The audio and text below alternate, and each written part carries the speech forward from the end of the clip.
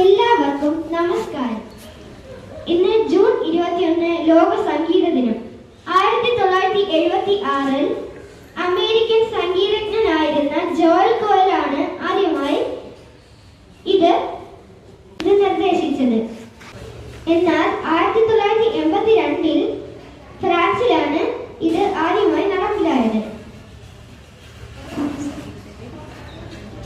അന്നു മുതൽ ഇന്ന് വരെ എല്ലാ വർഷവും ജൂൺ 21 ലോക സംഗീത ദിനമായി ആചരിച്ചു വരുന്നു. സംഗീതത്തിന്റെ പ്രധാന ശാഖകൾ പാശ്ചാത്യ സംഗീതം, ഭാരതീയ സംഗീതം തുടങ്ങിയവയാണ്. പാശ്ചാത്യ സംഗീതത്തെ മെലഡി, ഹാർമണി എന്നിങ്ങനെ തിരിച്ചിരിക്കുന്നു. ഭാരതീയ സംഗീതത്തെ ഹിന്ദുസ്ഥാനി സംഗീതം അഥവാ ഉത്തരേന്ത്യൻ സംഗീതം എന്നും, കർണാടക സംഗീതം അഥവാ ദക്ഷിണേന്ത്യ സംഗീതം എന്നും തിരിച്ചിരിക്കുന്നു. തന്റെ കേൾവിശക്തി നഷ്ടപ്പെട്ടെങ്കിലും സംഗീതത്തിലൂടെ വിസ്മയലോകം തീർത്ത ബീഥോവനെയും